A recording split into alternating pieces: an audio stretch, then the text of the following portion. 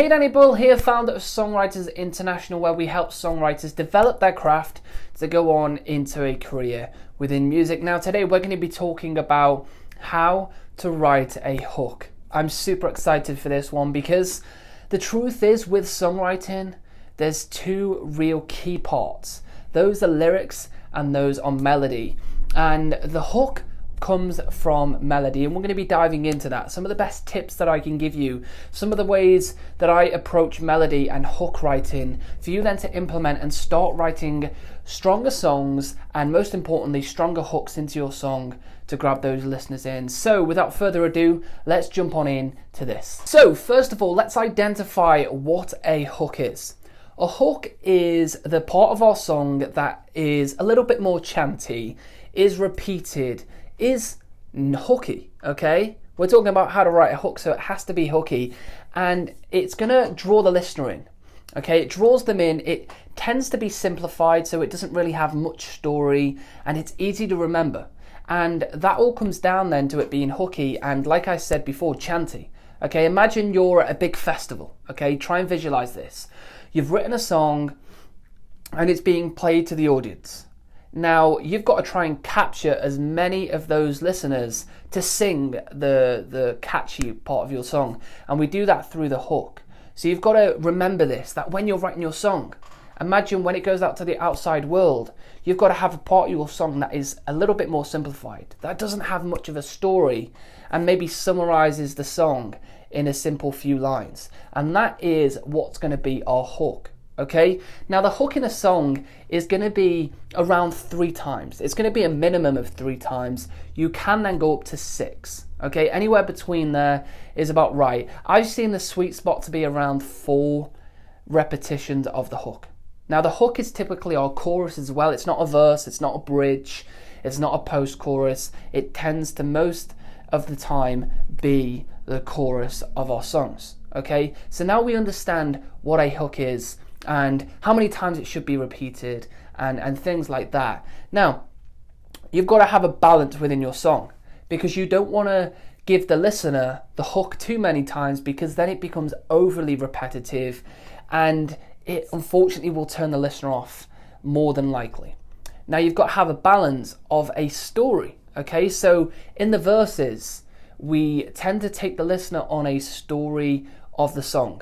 You know, give them some context of the characters, who's in it, what's happened, things like that. And then the chorus is the summarization of everything, okay? If it was the love song, okay, let's use a love song example. And the verse, we would explain maybe how we've met this person, how much we really like them, how they make us feel, things like that. And then the chorus could be just that simple thing to say, I fell for you, or it could be I love you. It would be that repeated section that is just summarizing it in a simple terms. So it's really important that you have that balance between a good, well-written story and also a good, catchy, repetitive hook. So now we've spoken about the hook and what it consists of, I want to give some best tips when writing it, okay? So like I said, first of all, make sure it's a summarization of your song. If it's that song where it's a love song, for example, and you're saying to the listener that you really like somebody, the chorus would be that kind of a story where it's I like you, I really like you, I love you, I fell for you, etc. It's simple. I've also found it's easy to repeat, okay? Find the one-line phrase and repeat it 3, 4, 5 times. If I say to you, let's say it's I've written a love song, again, let's use that as the example, and the chorus line is I love you, and I repeat that 4 times with a good melody, it's more than likely going to get stuck in your head. Whether you love it or hate it is a different story, but it's going to get stuck in your head, okay? So it's those kind of things. Simplify it, summarize the story, and keep it as simple as possible. Now also what I really recommend is you don't use what we call a static melody. Okay, now a static melody, for those that don't understand, it's a melody that is almost like a straight line. Okay, so if you visualize a straight line, that is the melody. It's da da da da da da da da da da. It's not moving very much. It's typically used for stories. Now, what we do want to use in the chorus, because it's not really telling much of a story, we want to focus on the hook. We use what we call spikes, okay? Or you can also call it disjunct melody, okay? A little bit of music theory for you. We were not going to dive into too much of music theory. But disjunct or spikes, whatever you want to call it. Now, the best way to visualize this is like a mountain. It rises up and rises down. Sharply up, down, up, down. Now, you've got to try and replicate that in a melody. So rather than that straight melody of da da da da da da da da da, not moving too much, add a spike in there. Da da da da da da da da da da.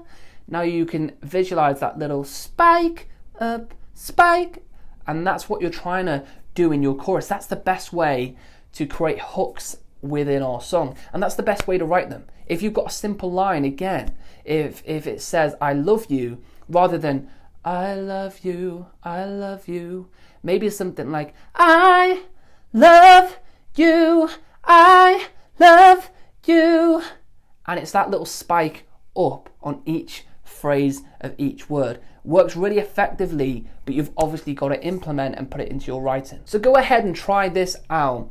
It's simple, really easy to do. But let me summarize simply what you need to be doing when writing a hook. Number 1 is to keep it simplified. Number 2 is to repeat. Number 3 is it should be a summarization of what the song is all about. Okay, we've given the love example. Put that into context of any other song that you might be writing. And number 4, try and avoid a static simple melody for a hook. Go ahead and use a disjunct or spiked melody, as we call them, because it's the easiest way to go ahead and engage the listeners. And imagine, like I said before, you're at a festival, you're performing this song or it's being played to thousands of people, and you've got to try and engage as many of them with a simple repetitive hook line, and that should enable you to try and get in the mood of what it would be like to have it played to loads of people. Now, if you've enjoyed this video and want to see more content like it, then don't forget to hit that subscribe button somewhere on or around this video. Hit a like also below, and drop a comment below for any other videos that you'd like to see. Okay, I've been Danny Boyle, founder of Songwriters International, and I'll see you on another video.